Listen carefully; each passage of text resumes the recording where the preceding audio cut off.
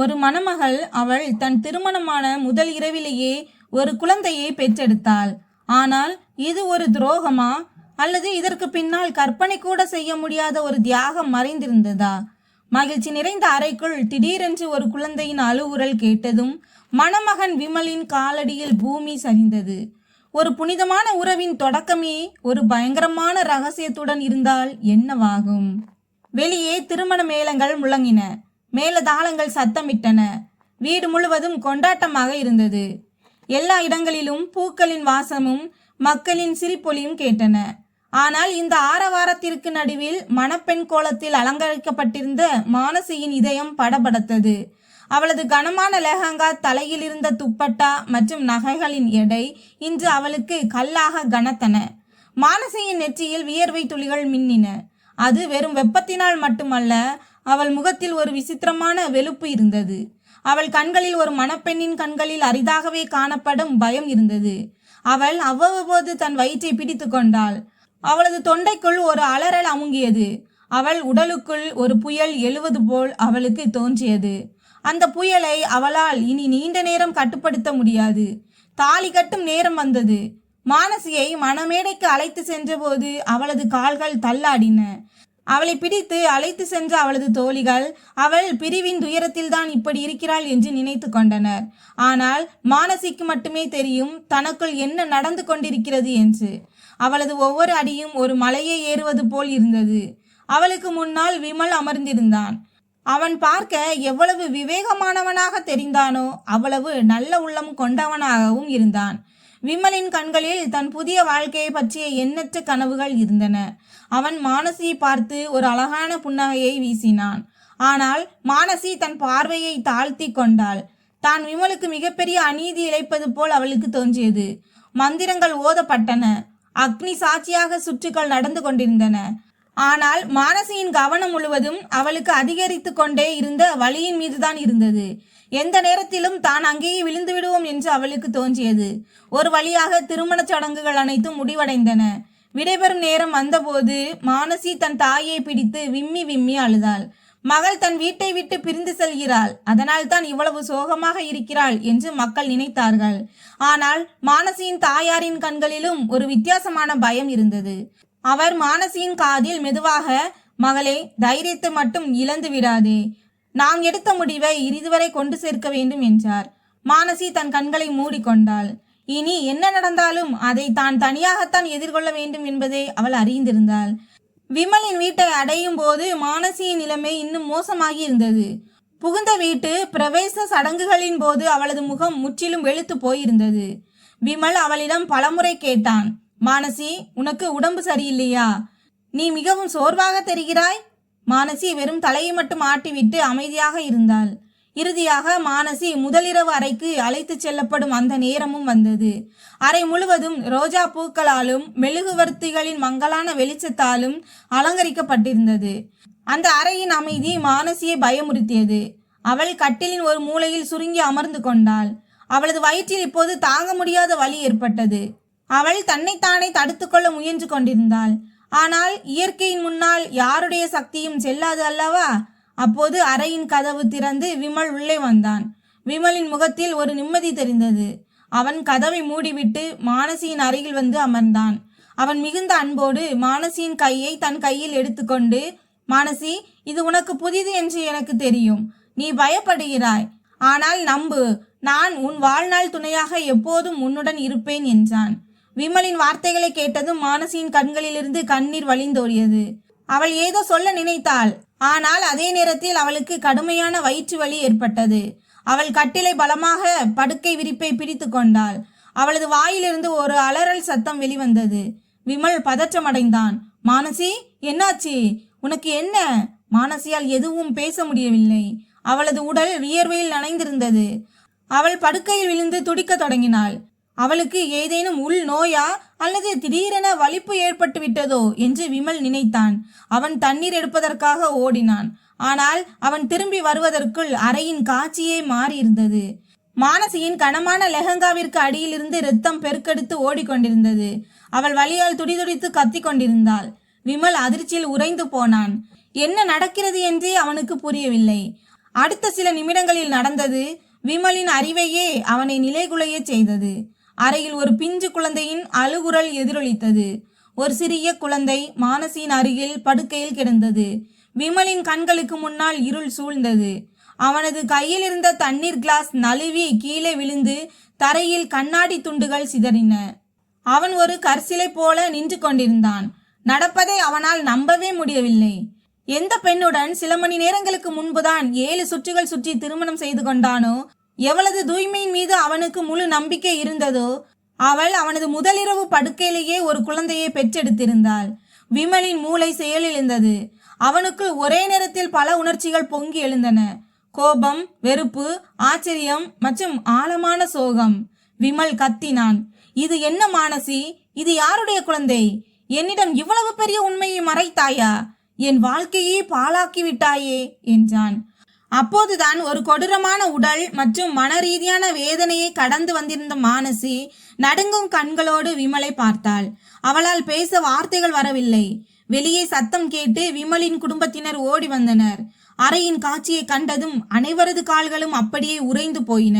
விமலின் தாயார் சாவித்ரி அந்த காட்சியை கண்டதும் அவரது வாயிலிருந்து வெளியே வந்த அலறல் சத்தம் தெரு முழுவதும் கேட்டது. படுக்கையில் இரத்த கரைகளையும் ஒரு பிறந்த குழந்தையையும் கண்டதும் அவரது கால்கள் அங்கேயே சதம்பித்தன. சாவித்திரி அங்கேயே நெஞ்சில் அடித்து கொண்டு அழத் தொடங்கினார். ஐயோ கடவுளே, எப்படிப்பட்ட அதிர்ஷ்டமில்லாதவளை மருமகளா கொண்டு வந்து விட்டோம். இவள் நம் குடும்பத்தின் 7 தலைமுறை கௌரவத்தையும் மண்ணோடு மண்ணாக ஆக்கிவிட்டாளே. எந்த வாசற்படியை புனிதமானது என்று நினைத்து இவளை கடக்க வைத்தோமோ அதே வாசற்படியில் இவள் பாவத்தின் கரையை பூசிவிட்டாள் என்றார். விமலின் தந்தையும் மற்ற உறவினர்களும் அங்கேயே கூடிவிட்டனர். ஒவ்வொருவரும் மானசியை வெறுப்பு நிறைந்த கண்களோடு பார்த்தனர். விமலின் சகோதரி வெறுப்புடன் கூறினாள், பாருங்கள், எவ்வளவு அப்பாவி போல நடித்தாள். உள்ளுக்குள் இவ்வளவு பெரிய பாவத்தை சுமந்திருக்கிறாள் என்று. மானசி அந்த நேரத்தில் முற்றிலும் தனித்து விடப்பட்டிருந்தாள். அந்த முன்பின் தெரியாத வீட்டில் அவளை தன்னவள் என்று சொல்லிக்கொள்ள யாரும் இருக்கவில்லை. அவளது பெற்றோர் தங்களது கிராமத்திற்கு திரும்பி சென்று விட்டனர். விடைபெறுதலுக்கு பிறகு புகுந்த வீட்டின் அந்த அறை இப்போது அவளுக்கு ஒரு சிறை போல மாறியிருந்தது. விமல் கோபத்தில் பைத்தியம் பிடித்தது போல் இருந்தான். அவன் மானசியின் கையை பிடித்து அவளை கட்டிலிலிருந்து கீழே இழுக்க முயன்றான். மானசி வலியால் துடித்தாள். விமல், என் பேச்சு கேளுங்கள். ஆனால் விமல் அவளை உதறினான். நீ வாயை மூடு. இப்போது எந்த விளக்கமும் தேவையில்லை. நீ என் நம்பிக்கையின் கழுத்தை நெரித்து விட்டாய். விமல் அதே நேரத்தில் தன் போனை எடுத்து மானசியின் தந்தைக்கு போன் செய்தான். நள்ளிரவு 2 மணி ஆகி கொண்டிருந்தது. மகளை வழி அனுப்பிய களைப்பை போக்குவதற்காக அப்போதுதான் படுத்திருந்த மானசியின் தந்தை போன் பெல் சத்தம் கேட்டு பதறியடித்து எழுந்தார். விமலின் கர்ஜிக்கும் குரலை கேட்டதும் அவரது கையிலிருந்து போன் நழுவி விழ பார்த்தது. விமல் கத்தினான், இப்போதே, இந்த நிமிடமே இங்கே வாருங்கள். உங்கள் மகளின் இந்த பாவத்தை இங்கிருந்து அழைத்து செல்லுங்கள். இல்லை என்றால் நான் போலீஸை கூப்பிட்டு விடுவேன் என்றான். மானசியின் பெற்றோரின் காலடியில் பூமி சரிந்தது. கிராமத்து எல்லை வரை தாங்கள் மூடி மறைத்து வந்த ரகசியம் இப்போது புயலாக வெடித்து விட்டது என்பதை அவர்கள் புரிந்து கொண்டனர். அவர்கள் பதற்றத்துடன் அதே நேரத்தில் ஒரு டாக்ஸி பிடித்து நகரத்தை நோக்கி ஓடி வந்தனர். அவர்கள் புகுந்த வீட்டை அடைந்த போது அங்கிருந்த காட்சி ஆன்மாவை நடுங்க வைப்பதாக இருந்தது. மானசி அறையை விட்டு வெளியே வராந்தாவில் தள்ளப்பட்டிருந்தாள். அவள் தரையில் அமர்ந்து விம்மி அழுது கொண்டிருந்தாள். அவளுக்கு அருகிலேயே அந்த பிஞ்சு குழந்தையும் அழுது கொண்டிருந்தது. விமலின் குடும்பத்தினர் அவள் மீது துப்பி கொண்டிருந்தனர். மானசியின் தாய் தன் மகளை இந்த நிலையில் கண்டதும் ஓடி வந்து அவளை பிடித்து தன் முந்தானைக்குள் மறைத்து கொண்டார். விமலின் தந்தை மானசியின் தந்தையின் சட்டை காலரை பிடித்தார். உங்களுக்கு வெக்கமாக இல்லையா? உங்கள் மகளின் இந்த அசிங்கமான உண்மையை எங்களிடம் மறைத்ததற்கு உங்களை போன்றவர்களால் தான் சமூகமே கெட்டு போகிறது. மானசியின் தந்தை வெக்கத்தால் தன் தலையை குனிந்து கொண்டார். அவரது கண்களிலிருந்து கண்ணீர் மட்டுமே கொட்டி கொண்டிருந்தது. அவர் ஏதோ சொல்ல விரும்பினார். ஆனால் அவரிடம் வார்த்தைகள் இல்லை. மானசி தைரியத்தை வரவழைத்து கொண்டு உடைந்த குரலில், விமல், இது என் பாவம் இல்லை, இது சங்கீதாவினுடையது என்று கூறினாள். ஆனால் விமல் அவளை பாதியிலேயே தடுத்து, சங்கீதாவா? இறந்து போன உன் தங்கையின் பெயரை இதில் இழுக்காதே. அவள்தான் பாவம், இறந்து விட்டாளே. அவளது பெயரில் உன் அசிங்கத்தை பூச நினைக்கிறாயா? வெக்கப்படு மானசி என்றான். அப்போது அதுவரை விம்மி அழுது கொண்டிருந்த மானசியின் தாய் மாலதி திடீரென்று எழுந்து நின்றார். அவரது கண்களில் இப்போது அந்த அவல நிலை இல்லை. மாறாக ஒரு தாயின் கோபம் இருந்தது. அது தன் பிள்ளைக்கு நடக்கும் அநீதியை இனி ஒரு நொடி கூட பொறுத்து கொள்ளாது. அவர் விமலின் கையை மானசியின் தந்தையின் தோளிலிருந்து பலமாக உதறி தள்ளினார். அவரது குரல் அந்த அறையின் அமைதியை கிழித்து கொண்டு எதிரொலித்தது. மாலதி விமலின் கண்களை நேருக்கு நேர் பார்த்து கர்ஜித்து கூறினாள், போதும் விமல், என் மகளை நீ மிகவும் கேவலப்படுத்தி விட்டாய். இப்போது உண்மைகளை கேள். உன் இந்த போலி கௌரவம் என்னும் கண்ணாடியை கலற்றிவிட்டு பார். சங்கீதாவுக்கு என்ன நடந்தது என்றுதானே கேட்கிறாய்? அப்படியானால் கேள். எங்கள் நெஞ்சில் கல்லை சுமந்து கொண்டு நாங்கள் மூடி மறைத்த அந்த கொடூரத்தின் கதையை. மாலினி நடுங்கும் குரலில் முதலில் சங்கீதாவின் கதையை தொடங்கினார். விமல், சங்கீதா என் இளைய மகள். இந்த உலகிலேயே மிகவும் அப்பாவியான நேர்மையான பெண். இன்றிலிருந்து 10 மாதங்களுக்கு முன்பு இந்த நகரத்தின் செல்வாக்கு மிக்க அரசியல்வாதியின் மகனான வாசு சங்கீதாவின் அறியாமையை தன் பசிக்கு இரையாக்கினான். இந்த விஷயத்தை யாரிடமாவது கூறினால் அவளது வயதான தந்தையையும் அக்கா மானசியையும் நடுரோட்டில் வைத்து உயிரோடு கொளுத்தி விடுவேன் என்று சங்கீதாவை மிரட்டியிருந்தான். சங்கீதா பயந்து போனாள். அவள் உள்ளுக்குள்ளேயே நொந்து போனாள். தான் தாயாக போகிறோம் என்று தெரிந்ததும் அவள் உள்ளூர உடைந்து போனாள். அவள் அழுது கொண்டே தன் அக்கா மானசியிடம் இந்த பயங்கரமான ரகசியத்தை கூறினாள். மானசி தன் சகோதரியின் அந்த கண்ணீரை கண்டாள். அன்றே தன் சகோதரியை தனித்துவிடக் கூடாது என்று முடிவெடுத்தாள். மாலதி தொடர்ந்து கூறினார், கடந்த 9 மாதங்களாக சங்கீதா வீட்டின் ஒரு இருட்டடையில் அடைத்து வைக்கப்பட்டிருந்தாள். உலகத்திற்கும் மற்ற குடும்பத்தினருக்கும் சங்கீதாவுக்கு மிகவும் ஆபத்தான தொற்றக்கூடிய நோய் ஒன்று ஏற்பட்டிருப்பதாகவும் அதனால் அவள் யாரையும் சந்திக்க கூடாது என்றும் பொய் சொல்லப்பட்டது. மானசி தன்னை முழுமையாக சங்கீதாவின் பராமரிப்பில் அர்ப்பணித்துக் கொண்டாள். தடிமனான ஆடைகள் மற்றும் திரைகளின் மறைவில் அந்த வளர்ந்து வந்த வயிற்றை உலக கண்களிலிருந்து மறைத்து வைத்தாள். கிராமத்து பெண்கள் மானசியின் வீட்டிற்கு வரும்போது மானசி தன் தாயின் பின்னால் ஒளிந்து கொள்வாள். அவள் தன் உடலில் ஏதோ ஒரு பயங்கரமான நோய் வந்தது போன்ற அடையாளங்களை ஏற்படுத்தி கொண்டாள். யாரும் அவளை தொட துணியக்கூடாது என்பதற்காக மஞ்சளையும் சுண்ணாம்பையும் குழைத்து பூசி தன் கைகளிலும் கால்களிலும் வெள்ளை வெளுப்பான தழும்புகளை உண்டாக்கி கொண்டாள். மானசிக்கும் அதே நோய் வந்துவிட்டதாக நாங்கள் கிராமத்தில் ஒரு வதந்தியை பரப்பியிருந்தோம். மாலதி தழுதழுத்த குரலில் தொடர்ந்தார். திருமண நாள் வரை மானசி தன் வயிற்றில் துணிகளையும் பஞ்சுகளையும் பல அடுக்குகளாக கட்டியிருந்தாள். இதனால் அவள் தான் உண்மையிலேயே தாயாக போகிறாள் என்று அனைவரும் நினைக்கும்படி ஆனது. அது அவளது வயிறல்ல விமல், அது மானசி தன் சகோதரிக்காக கொடுத்த தியாகமாகும். சங்கீதாவின் குழந்தை பிறக்கும் போது மக்கள் அதை மானசியின் குழந்தை என்று சொல்ல வேண்டும். அதற்கு உன்னுடைய பெயர் கிடைக்க வேண்டும் என்பதற்காக அவள் தன்னைத்தானே களங்கப்படுத்தி கொண்டாள். ஆனால் இயற்கையின் விளையாட்டை பார் விமல். இன்றுடன் சரியாக 12 நாட்களுக்கு முன்பு சங்கீதாவால் இந்த மன உளைச்சலையும் அவமான பயத்தையும் இனிமேலும் தாங்கிக் கொள்ள முடியவில்லை.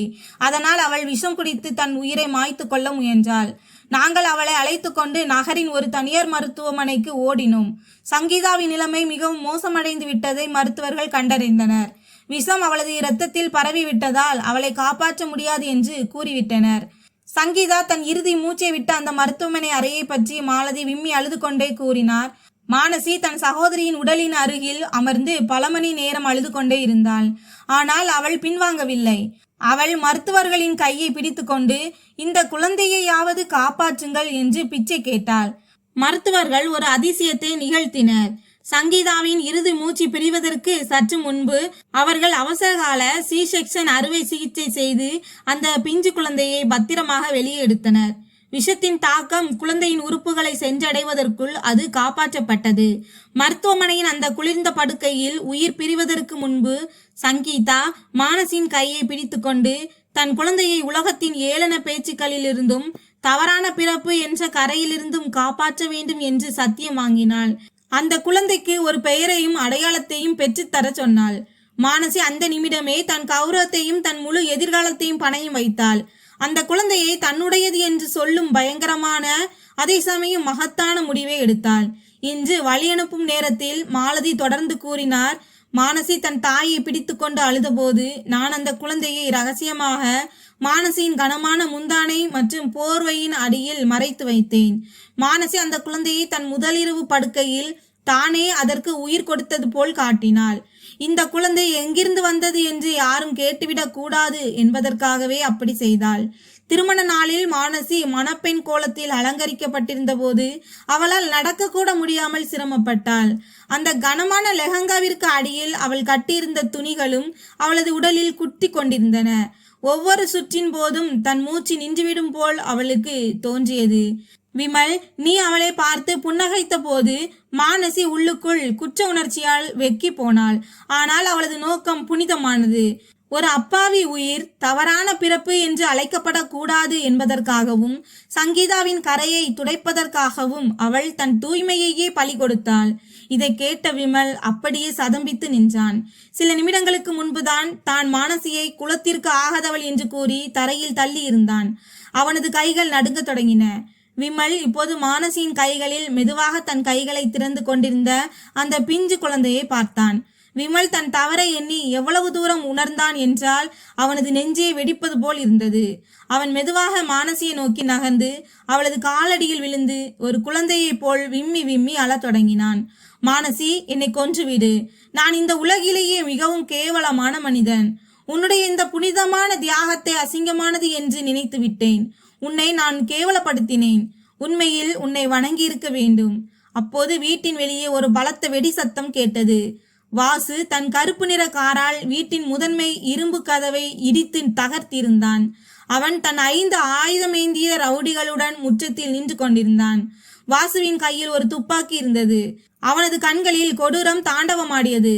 அவன் கத்தினான், விமல், இந்த அழுகை நாடகம் எல்லாம் போதும். அந்த குழந்தையை வெளியே கொண்டு வா. அது என் ரத்தம். அதை நான் உயிரோடு விடமாட்டேன். அந்த குழந்தை என் தந்தையின் அரசியலுக்கும் என் எதிர்காலத்திற்கும் மிகப்பெரிய அச்சுறுத்தல். அதை வெளியே கொண்டு வரவில்லை என்றால் இந்த வீடே இல்லாதபடி வெடி வைத்து தகர்த்து விடுவேன் என்றான். சாவித்திரியும் விமலின் தந்தையும் பயந்து போய் அறையின் மூலைகளில் ஒண்டி கொண்டனர். ஆனால் விமலுக்குள் இப்போது தன் மனைவிக்கான மரியாதையும் வாசு மீதான வெறுப்பும் ஒரு எரிமலையாக வெடித்திருந்தது. அது மரணத்தை கூட வெல்லக்கூடியதாக இருந்தது. விமல் எழுந்தான். அவன் தன் ஹாக்கி ஸ்டிக்கை மீண்டும் கையில் எடுத்துக்கொண்டான். அவன் தன் தாயாரை பார்த்து, அம்மா, இன்று வரை நீங்கள் குடும்பத்தின் கௌரவத்தை பற்றி மட்டுமே பேசினீர்கள். இன்று என் மனைவி அந்த கௌரவத்திற்காக தன் ஆன்மாவையே தீயில் தள்ளி இருக்கிறாள். இன்று நான் அவளுக்காக போராடவில்லை என்றால் இந்த உலகத்தில் எந்த கடவுளும் என்னை மன்னிக்கவே மாட்டார். நீங்கள் அனைவரும் உள்ளே கதவை மூடிக்கொள்ளுங்கள். வெளியே நடப்பதை நான் பார்த்து கொள்கிறேன் என்றான். விமல் வேகமாக கதவை திறந்து கொண்டு வெளியே சென்றான். கனமழை பெய்ய தொடங்கியிருந்தது. மின்னல் வெட்டி கொண்டிருந்தது. வாசு தன் துப்பாக்கியை விமலின் நெஞ்சில் வைத்தான். வழியை விட்டு நகருடா ஏழையே, இல்லையென்றால் உன் மண்டை ஓட்டு துண்டுகளை இந்த முற்றம் முழுவதும் சிதறடித்து விடுவேன் என்றான். விமலின் கண்களில் மரண பயம் எதுவும் இல்லை. அவன் தன் காக்கி ஸ்டிக்கை சுழற்றி வாசுவின் கையில் பலமாக அடித்தான். துப்பாக்கி தூக்கி வீசப்பட்டு தூரத்தில் இருந்த சாக்கடைக்குள் விழுந்தது. விமல் ஒரு வெறிபிடித்த சிங்கத்தை போல அந்த 5 ரவுடிகளின் மீதும் பாய்ந்தான். அவன் மீது இரும்பு கம்பிகளால் அடிகள் விழுந்தன. அவனது தலையிலிருந்து ரத்தம் வழிந்து கண்களை மறைத்தது. ஆனாலும் அவன் மானசியும் அவளது குழந்தைக்கும் தங்கியிருந்த அந்த கதவின் முன்னால் ஒரு சுவர் போல உறுதியாக நின்றிருந்தான். அந்த சண்டை மிகவும் கொடூரமாக இருந்தது.